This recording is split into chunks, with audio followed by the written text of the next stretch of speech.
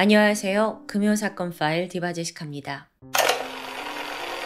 2017년 2월 2일 오후 5시 35분 충청북도 청주시 청원구 오창읍의 한 건물 계단에서 쿵 하고 둔탁한 소리가 들렸습니다. 마침 건물 2층에 정형외과가 있었는데 거기 안내 데스크에 있던 간호사가 이 소리를 듣고 수상해서 병원 문을 열어보게 돼요. 순간 그녀 앞에 피범벅이 된 채 계단에 쓰러져 있는 남성이 보였습니다. 이 사람이 층계를 올라오다가 뒤로 쓰러진 건지 다리는 계단 위쪽에 있고 머리는 아래쪽을 향하고 있어요. 너무 놀란 간호사가 일단 119에 신고를 했고요. 곧이어 이 정형외과에서 일하던 의사가 나와서 심폐소생술을 급하게 해요. 구급대가 출동을 했고 이 남성을 응급실로 옮겨보지만 끝내 그는 사망하고 말았습니다. 사인은 과다출혈. 보니까 이 남성 목과 왼쪽 팔뚝, 왼쪽 어깨에 날카로운 흉기로 4번에 걸쳐 찔린 흔적이 있습니다. 그러니까 이미 칼에 찔린 채 이 병원을 찾아오다가 문 앞에서 쓰러진 정황이겠죠. 사망자는 51세였던 가명 박씨. 수사에 나선 경찰은 맨 처음 범행이 어디서 일어났는지 그걸 어렵지 않게 찾아냈어요. 길가를 따라 핏자국이 쭉 나 있었던 거죠. 그렇게 다다른 곳은 정형외과로부터 50m 떨어진 시내의 한 카페입니다. 근데 여기가요, 아파트 단지가 밀집해 있는 상가에 자리 잡고 있었어요. 그럼 분명 목격자도 있었을 거예요. 또 5시 반, 퇴근 시간이라 유동인구도 적지 않은 편이었고요. 근데 정작 카페 직원은 정확히 무슨 일이 벌어졌는지 인지하지 못하는 듯 했습니다.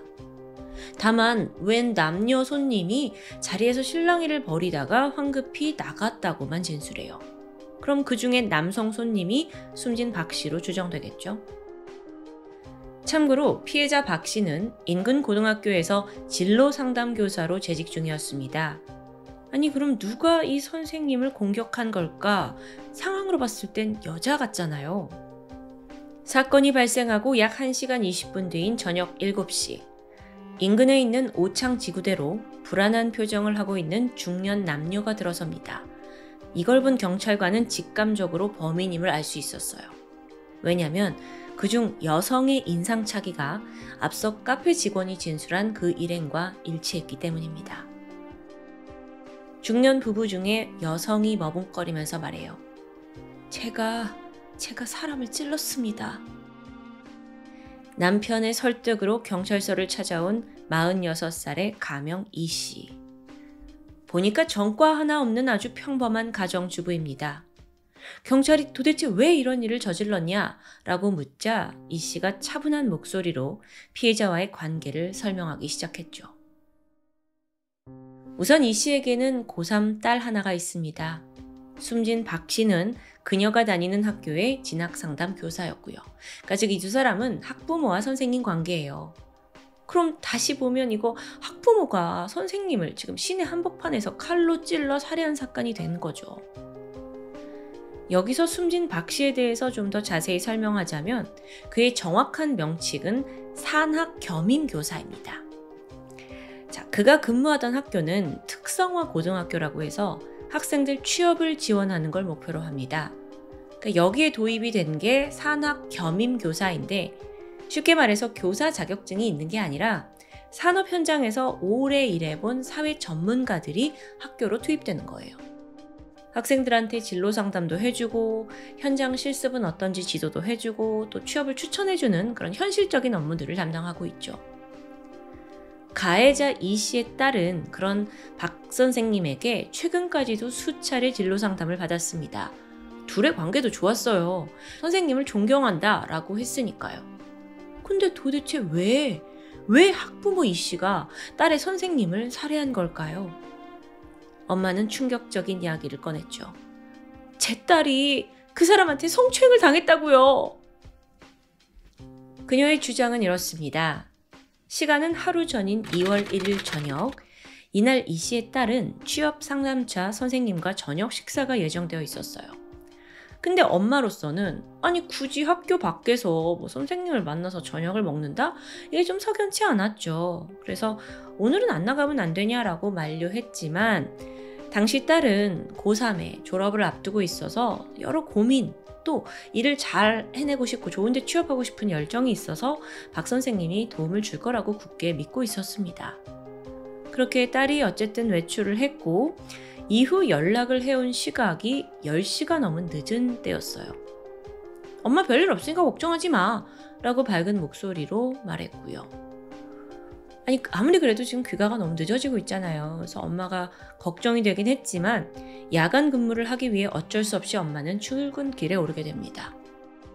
그 당시 남편과 나눈 문자 메시지가 남아있는데 아직까지 선생님하고 이야기한대. 아 진짜 그 선생이란 작자 짜증나네. 지금 시간이 몇 시인데. 낮에 조심하라고 했는데 믿어야지. 시간을 보면 이때가 벌써 저녁 10시 56분. 그러다 자정을 훌쩍 넘긴 시각, 한창 일을 하고 있던 엄마는 뜻밖의 전화를 받게 됩니다. 집에 있던 작은 딸인데 엄마, 언니가 집에 왔는데 무슨 일 있는 것 같아. 그래서 이 씨가 엄마가 쉬는 시간에 큰딸한테 전화를 했고 안 받아요. 몇 번의 시도 끝에 겨우 딸과 통화가 돼서 목소리를 듣게 됩니다. 근데 이때 딸이 뭐라고 하냐면 엄마 보고 싶어. 이런 애가 아닌데 불안했죠. 그래서 엄마는 일단 집에 가서 얘기하자면서 딸을 달랬고 아침 7시에 일이 끝나자마자 곧장 집으로 달려가요. 그렇게 딸을 마주한 이 씨는 불안한 예감이 현실이 되었다는 걸 알게 됩니다. 딸이 털어놓은 이야기가 너무 끔찍해요. 선생님과 함께 밥을 먹고 노래방에 갔는데 선생님이 강제로 키스를 하고 가슴을 만졌다. 또 바지를 벗기려고도 했다. 근데 이 박 선생님한테 밉보이면 취업 소개를 안 해줄까봐 거기서 뛰쳐나올 수도 없었다. 선생님은 이게 우리끼리의 비밀이라고 했다. 이걸 들은 엄마는 화가 치밀었어요. 당장 박 선생에게 전화를 걸었지만 받지 않습니다. 그래서 문자를 남겼죠. 도대체 내 딸한테 무슨 짓을 했냐? 내가 가만두지 않겠다. 그러자 잠시 후에 이 박 선생이 전화를 걸어왔는데요.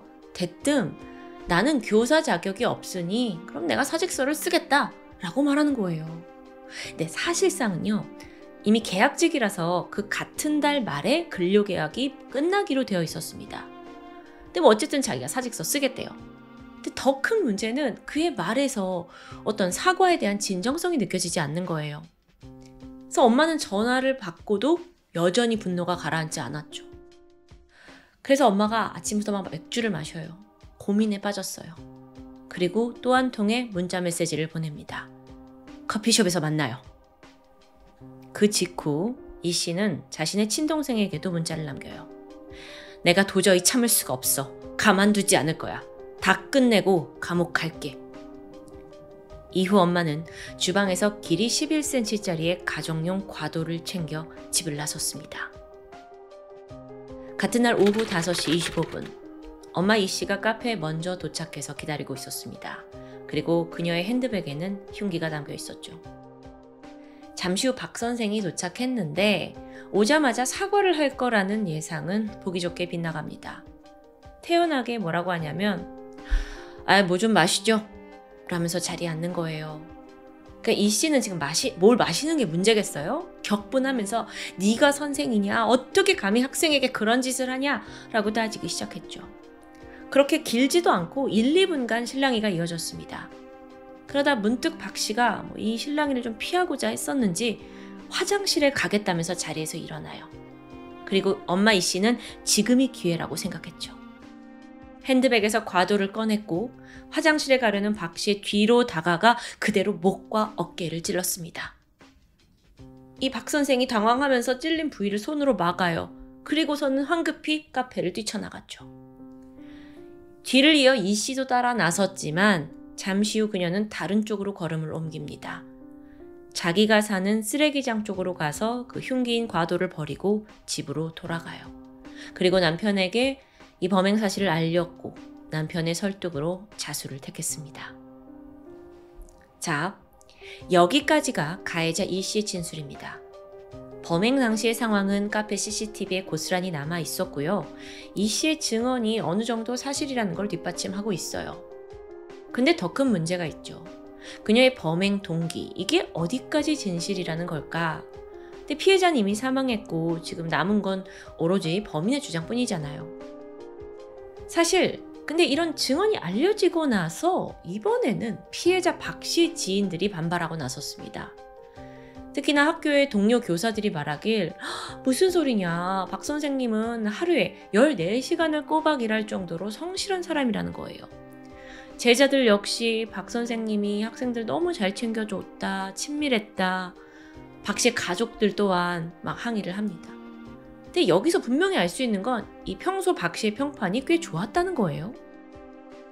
그럼 이제 이 사건의 원인이라고 볼 수 있는 그날 정말 노래방에서 성추행이 벌어졌는가, 여기에 대한 객관적인 증거가 필요합니다. 안타깝게도 노래방 내부에는 CCTV가 없어요. 대신 경찰은 사건 전날에 이 씨의 딸과 박 씨, 이 박 선생이 어딜 갔는지 행적을 뒤쫓게 되거든요. 그러다가 결정적인 증거들을 확보했죠. 먼저 딸이 외출해서 박 씨를 만난 시각은 오후 5시쯤입니다. 두 사람이 함께 저녁을 먹고 술집으로 향해요. 근데 이때가 밤 9시. 물론 이 씨의 딸이 갓 새해를 맞아서 성인이 됐고 술을 마시는 건 법적으로 문제가 없습니다. 하지만 그래도 선생님이란 사람이 이성 제자를 데리고 술집에 간다는 것 자체가 좀 일반적이진 않죠. 이때 술집 주인 또한 이 씨 딸이 너무도 앳된 애잖아요. 이제 막 갓 20살이 된 거니까 신분증 검사를 했다고 해요. 그래도 이 두 사람이, 같이 온 두 사람의 나이 차이가 너무 많이 나 보여서 처음에는 부녀지간인가 싶었다고 합니다. 근데 이제 이 딸이 여자 쪽에서 깍듯하게 존댓말을 쓰는 걸 보고 아닌가 싶었다고 해요. 그렇게 두 사람은 술집에 앉아서 그 자리에서 소주 3병을 마셨습니다. 이후의 행적은 인근 대로변 CCTV를 통해 확인할 수 있었는데요. 영상 속 박 씨가 이미 취했는지 비틀거리면서 길을 걷고 있었고, 딸은 그런 선생님과 어디론가 함께 걸음을 옮겼죠. 거기가 바로 노래방입니다. 2월 2일로 넘어가던 자정 12시. 노래방에 들어와서 이 두 사람이 1시간이요 하고 결제를 하게 돼요. 노래방 주인 역시 이 두 사람 똑똑히 기억하고 있었거든요. 그 이유는 1시간을 넣어주고 이 두 사람이 방 안에 들어갔지만 1시간 동안 그 어떤 노랫소리도 들리지 않았기 때문입니다. 조용해요. 또 마침 이날 노래방에 다른 손님이 없어서 주인이 왜 소리가 안 날까? 더 신경을 쓴 거죠. 그렇게 1시간이 다 지나고 주인이 이제 서비스 좀 시간을 넣어주려던 찰나 두 사람이 방에서 나옵니다. 그래서 이때 주인이 뭐 서비스 넣어줄 텐데 뭘 이렇게 벌써 나왔어요? 이렇게 얘기를 했대요. 그러니까 이 박 선생이 하는 말이 서비스 주실 거면 좀 일찍 주지, 더 넣을 수 있었는데 하고 농담하듯 받아쳤다는데요. 근데 이 순간 주인이 무언가를 눈치챕니다. 같이 있던 이 씨 딸이 박 선생님 뒤로 한 발짝 물러나서 노래방 주인한테 조용히 고개를 저는 거예요. 그러니까 서비스를 더 주지 말라는 뜻으로요. 그래서 직감적으로 이상한 분위기를 감지했고 그대로 잘 가시라고 둘을 배웅합니다. 이 장면 또한 노래방 CCTV에 고스란히 찍혀 있어요. 그 노래방 주인의 증언을 들어보니까 딸이 성추행을 당했다는 그 가해자 이 씨의 주장은 어느 정도 일리가 있는 듯합니다. 비록 그게 방 안에서 벌어진 거라 그 자체를 증명할 수는 없어요. 근데 정황을 보세요. 남자 선생님이 여학생을 술집에 데려가서 소주 3병을 마셔. 그리고 새벽까지 노래방에서 단둘이 시간을 보내. 노래도 안 해. 조용해. 이거 무엇을 봐도 결코 정상이 아니죠. 게다가 의미심장한 증언은 또 있습니다. 사건이 알려지고 방송국에서 취재를 나섰거든요. 근데 이때 박 씨의 제자라는 또 다른 여학생이 제보를 해온 거예요. 그녀는 사건이 벌어지기 불과 한 달 전 자기 역시 불쾌한 경험을 했다고 털어놓습니다.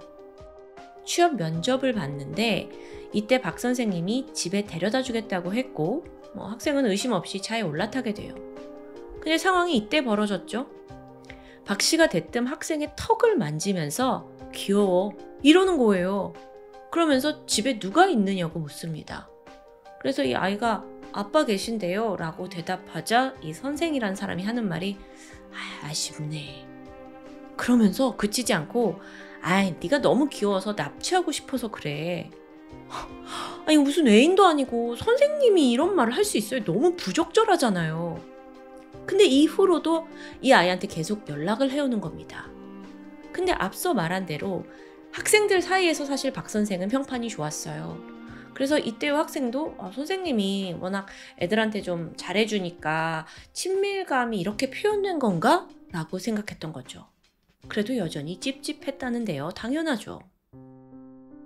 자, 생전 박 씨의 이런 행동들이 등장하면서 상황은 다르게 흘러갑니다.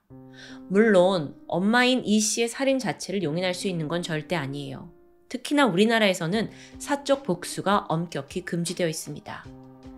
하지만 적어도 왜 학부모가 선생님을 공격했는지 그 이유는 우리가 알게 됐잖아요. 그런데 그럼에도 경찰은 여전히 이 씨의 증언에 의문을 품게 돼요. 딸이 성추행을 당했다면 칼을 들고 그 선생을 찾아갈 게 아니라 경찰이나 학교에 신고할 수 있지 않았냐. 혹시나 이 씨에게 또 다른 살해 동기가 있는 건 아닌지를 살펴볼 필요가 있겠죠. 하지만 그녀가 주장한 것 외에 새로운 혐의점은 발견되지 않았습니다. 자, 이제 법의 심판이 남아있는데 2017년 6월 2일 1심 재판에서 이 씨의 살인은 계획적이라고 판단됩니다. 범행 전 동생에게 계획을 알렸고 또 흉기를 준비해간 점이 결정적이었죠. 재판부는 아무리 딸이 추행당한 문제가 발생을 해도 범행을 하는 건 이 법질서에 용납할 수 없는 사적 복수다라고 판단했어요. 엄중한 책임을 물었고 그녀에게는 징역 10년형이 내려집니다. 그리고 6개월 후에 2심 재판이 열리거든요. 이날 이 씨에겐 원심을 파기하고 형량이 줄어든 징역 7년형이 선고되었습니다. 감형 이유를 좀 보니까 살인의 행위는 어떤 이유로든 정당화될 수 없다. 다만 추행이 인정되고 그것이 범행 동기인 점, 피고가 범행 뒤 자수한 점, 참회의 나날을 보내고 있다는 점을 참작해 원심의 형은 무거워 보인다. 사실 우리나라에서 살인사건의 징역 7년은 이례적으로 가벼운 처벌입니다. 그만큼 재판부가 자식이 성범죄를 당한 것에 대해 분노한 그 엄마의 마음을 헤아려 줬다고도 볼 수 있겠죠. 아마 부모라면 그 누구도 이 씨를 무작정 비난할 수는 없을 겁니다. 다만 우리가 이 사건에서 피해자로 기억해야 할 또 다른 사람이 있다는 거 잊지 말아주세요. 바로 믿었던 선생님에게 성범죄를 당하고 그로 인해 사랑하는 엄마가 살인자가 되어버린 이 씨의 딸. 어쩌면 그녀가 죄책감에 시달리고 있진 않을지 걱정이 됩니다. 그날 저녁 식사에 나간 게 잘못이었을까? 선생님의 추행을 뿌리치지 못한 게 잘못이었을까? 아니면 이 모든 사실을 엄마한테 털어놓은 것 자체가 잘못이었을까? 어쩜 이런 후회를 하지 않을까 싶은데요. 이 자리를 빌려서 그녀에게 꼭 말해주고 싶어요. 당신의 잘못이 아니었다고요. 상처와 아픔으로 얼룩진 마음이 빠르게 치유되길 바랄 뿐입니다. 지금까지 금요사건 파일 디바제시카였습니다. 안녕하세요. 토요미스테리 디바제시카입니다. 지난 2015년 3월 6일 새벽 5시가 좀 지난 이른 새벽에 강원도 고성군 한 펜션에 구급대가 급히 들어섭니다. 잠시 후 들것에 실려 나온 사람은 중년 여성 A씨. 그녀는 딸들과 함께 이 펜션에 머물던 투숙객이었는데 딸의 증언을 들어보면 자고 있던 엄마가 갑자기 침대에서 떨어지더니 호흡을 힘들어했고 딸이 즉각 119에 신고를 했다는 정황인데요. A씨는 펜션에서 가까운 응급실로 옮겨졌고 이후에 서울에 있는 대학병원에 입원했지만 열흘 뒤 안타깝게도 숨을 거두고 말았습니다. 사인은 뇌출혈이었고요. 펜션에서 갑작스럽게 사망한 엄마. 가족여행을 왔다가 이런 변을 당한 걸까요? 그런데 그날 펜션에 출동했던 경찰관들에 따르면 현장에 있던 구성원이 조금 기묘했다고 말합니다. 펜션 방에는 A씨의 딸 3명과 함께 그들이 쌤이라고 부르는 한 남성이 있었어요. 아버지는 아니었고요. 확인 결과 놀랍게도 그 쌤이라는 남성은 딸들의 과외 선생님이었습니다. 게다가 숨진 A씨의 남편이자 또 이 3딸들의 아버지는 아내가 사망했다는 사실조차 모르고 있었고요. 이게 도대체 어떻게 된 일일까요? 사건의 내막을 좀 더 자세히 알기 위해서 4년 전인 2011년으로 거슬러 올라가 보겠습니다. 인천 부평구에서 전기통신기사로 일하던 남편 김씨, 그의 아내 A씨와 또 3딸까지 이 5명은 단란한 가정을 이루고 있었습니다. 그때 아내 A씨는 교회 전도사였고요. 그러던 어느 날 아내가 남편에게 수험생인 큰딸에게 과외 선생님이 필요하다는 이야기를 꺼냈어요.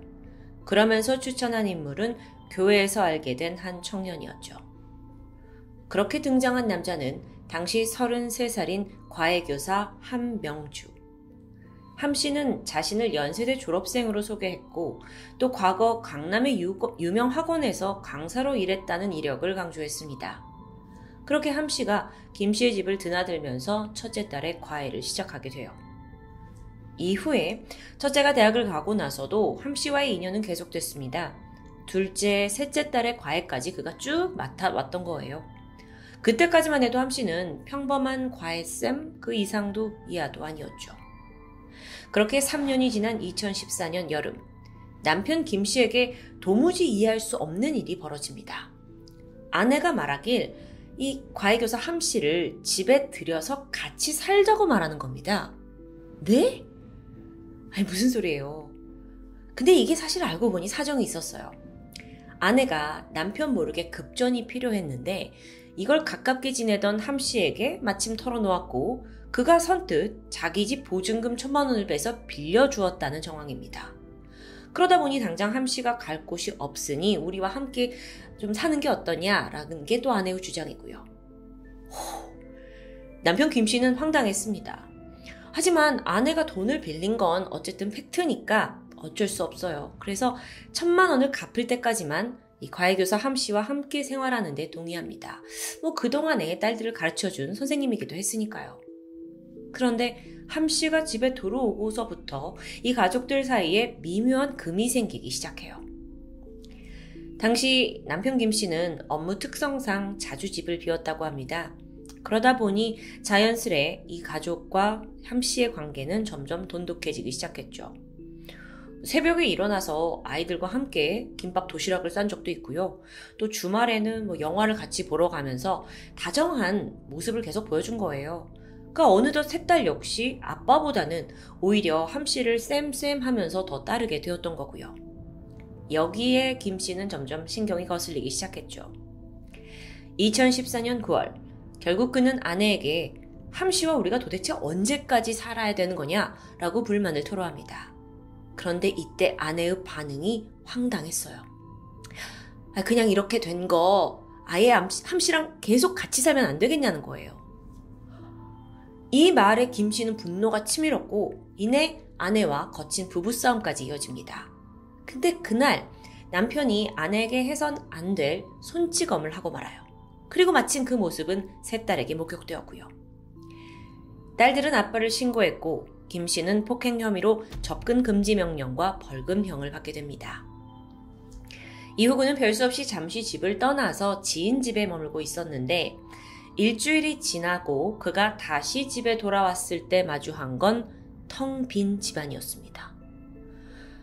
아내와 3딸 모두 다 사라져버린 거예요. 심지어 아이들은 다니던 학교, 회사까지도 무단 결근 상태였고요. 아내 역시 교회에 연락을 끊고 잠적해버렸습니다.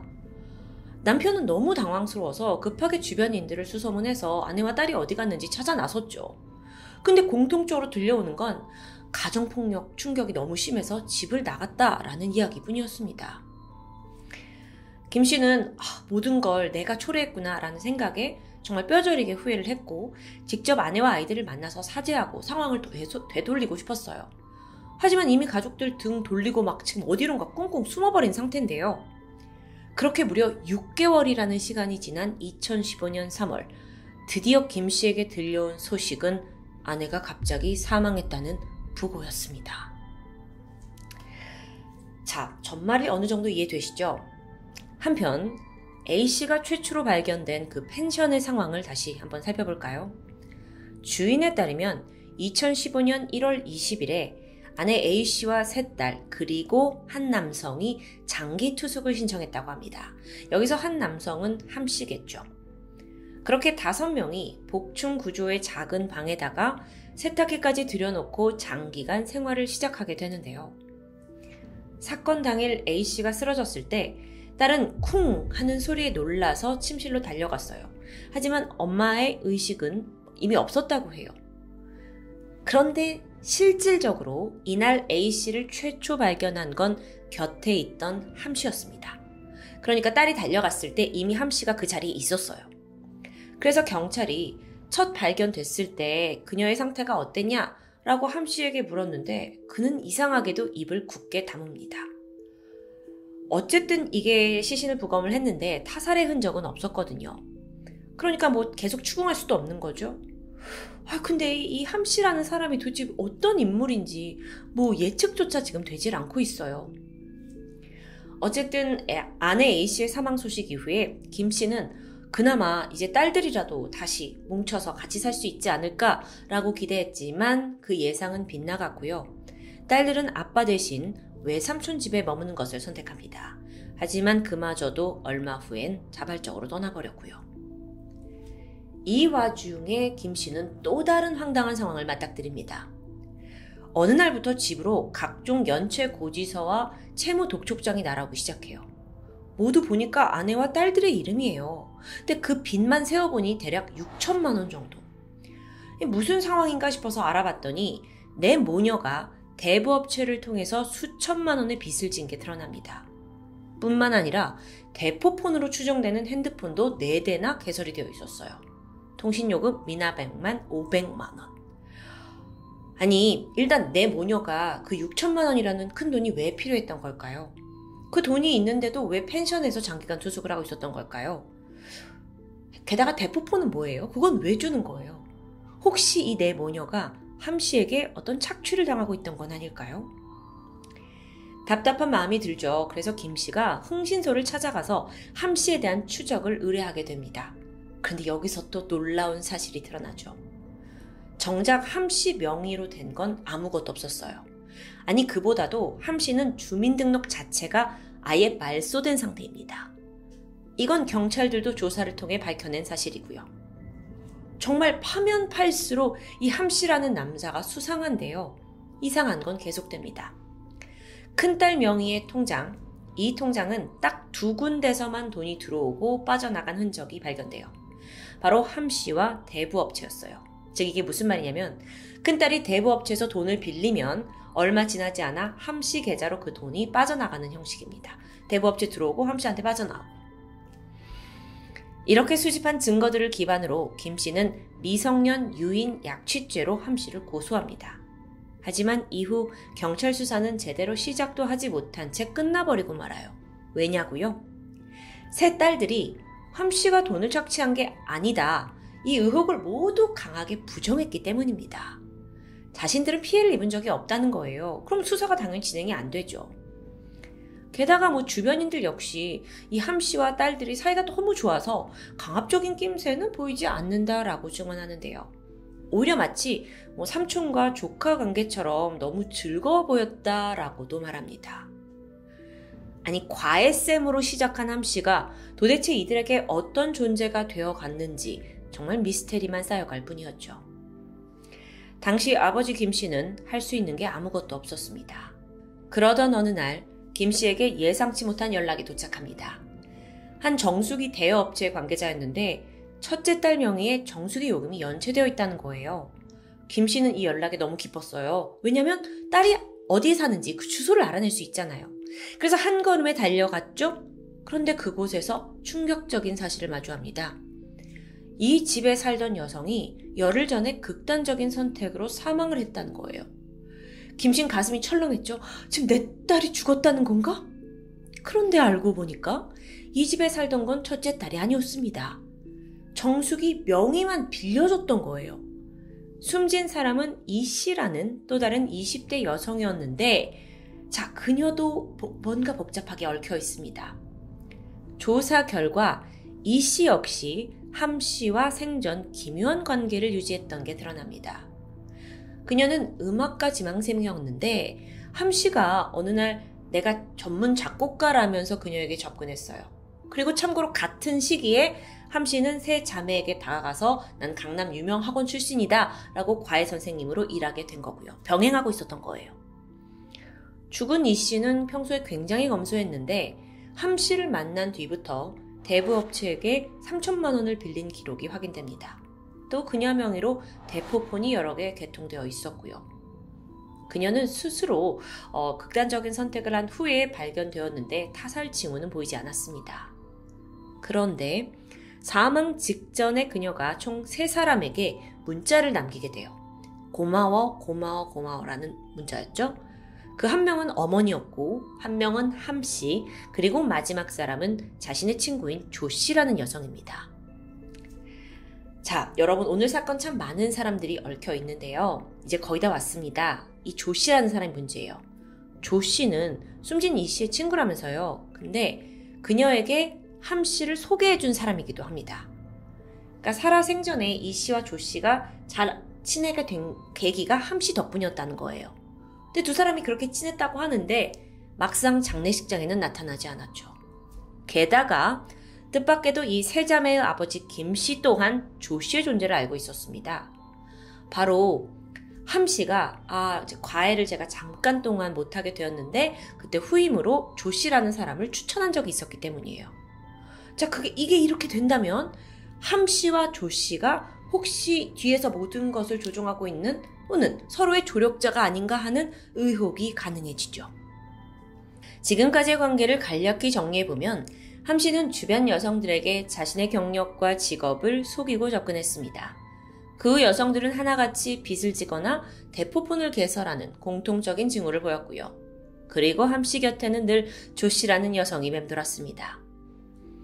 여기까지 파악한 아버지 김 씨는 그 이 씨라는 여성의 사망 사실을 안 뒤에 이 함 씨와 조 씨, 이 모든 것이 보통 문제가 아니다라는 위험을 감지했어요. 혹시 딸들도 비슷한 비극을 맞이할지 모른다라는 두려움에 휩싸인 거죠. 그래서 처절하게 수소문을 했고 드디어 딸들과 연락이 닿게 됩니다. 그러면서 너네 제발 조심하라고, 너네가 함 씨 다음 타겟이 될 수 있다 라고 얘기해주지만 딸들은 아랑곳하지 않았어요. 그러면서 우리는 아버지의 폭력 때문에 집을 나간 거니 다시는 우리를 찾지 말라고 냉랭하게 전화를 끊어버릴 뿐이었죠. 여기서 김 씨는 다소 억울하다는 입장입니다. 물론 자신이 부부싸움을 하던 중 아내에게 폭행을 한 건 사실이지만 그의 주장에 따르면 그날 외에 자기가 다른 폭력을 저지른 건 없었고 심지어 딸들을 향한 손찌검은 결코 없었다는 게 그의 주장이죠. 그럼에도 딸들이 아빠에 대한 두려움과 공포로 도피 생활을 하고 있다? 이 정도까지? 이게 아버지로선 쉽게 이해할 수 없다는 입장입니다. 그럼 함 씨가 등장하기 전에는 어땠을까요? 김 씨 말에 따르면 가족 사이 별다른 문제가 없었다고 해요. 실제로 아버지와 딸들이 과거에 나눈 문자를 살펴보면 참 살가운 가족인 게 느껴지고요. 그러고 보니 딸들이 가출을 한 후에 보인 행적 역시 다소 좀 모순적인 부분이 있어요. 왜냐면 큰딸은 종종 아빠한테 연락을 했어요. 그러면서 생활비 명목으로 돈까지 받아갔는데요. 이게 과연 아버지를 두려워하는 딸의 모습인지는 다소 의문스럽습니다. 지난 2019년 SBS 그것이 알고 싶다 팀은 김 씨 아버지의 제보를 받아서 함 씨라는 인물 추적을 시작합니다. 그리고 여기서 함 씨의 친아버지를 찾아내는 데 성공해요. 이 친부가 말하길 자기는 아들과 연락을 끊었다고 하는데요. 그 이유가 의미심장했죠. 바로 종교적인 이유라는 겁니다. 원래 아버지와 아들 함 씨는 같은 교회를 다녔어요. 그런데 어느 날부터 함 씨가 기존의 교단을 좀 배신하고 불신하더니 자신만의 새로운 종교 그룹을 만들기 시작했다는데요. 그러고 보니까 함 씨 주변 인물들의 공통점이 있습니다. 모두 그와 함께 교회를 다닌 사람이라는 점이에요. 조력자로 보이는 조 씨는 물론 사망한 A 씨와 세 딸, 그리고 사망한 그 20대 여성 이 씨까지 모두 함 씨가 몸담던 교회를 다녔습니다. 사실 이 사건에는요, 또 다른 실종자 한 명이 있는데 안씨란 남성이에요. 근데 그 역시 교회 출신이고요. 그러던 중 이 세 딸이 그동안 꾸준히 기록해둔 신앙 일기라는 게 발견됩니다. 종교적인 교훈이나 자신의 심경 같은 걸 적어놓은 종교 일기라고 볼 수 있겠죠. 그 내용을 살펴봤는데 충격 그 자체예요. 딸들이 함씨라는 이 과외 선생님, 이 의문의 인물을 성령이라고 칭하고 있는 겁니다. 그리고 자신들과 함씨는 영적으로 연결되어 있어서 그가 하는 말들을 모두 새겨들어야 한다라는 식의 내용이 적혀 있는 거예요. 종합해보면 자매들에게 함씨는 마치 사이비 종교의 리더 같은 모습인 겁니다. 근데 이걸 사이비 종교라고 과연 부를 수 있을까요? 그렇기엔 규모가 너무 작은 거 아닐까요? 실제로 함씨가 운영하던 집단은 매우 소수의 사람들만 속해져 있습니다. 보통 이런 집단을 마이크로 컬트라고 칭하는데 일반 사이비 종교와 다르게 다수에게 전도를 하는 게 아니라 자신이 알고 있는 이 몇몇의 소수의 사람들만 끌어모아서 유지시키는 아주 초소형 사이비 종단을 의미하죠. 신도라고 불리던 이들이 한마디로 고도의 가스라이팅을 당했다고 볼 수 있는데요. 근데 정말 그게 그 작은 집단 안에서 꼴랑해야 한 10명 안에서 정말 벌어질 수 있는 걸까요? 그리고 함씨는 이들을 이용해서 그 안위를, 리더의 자리를 유지하고 있는 걸까요?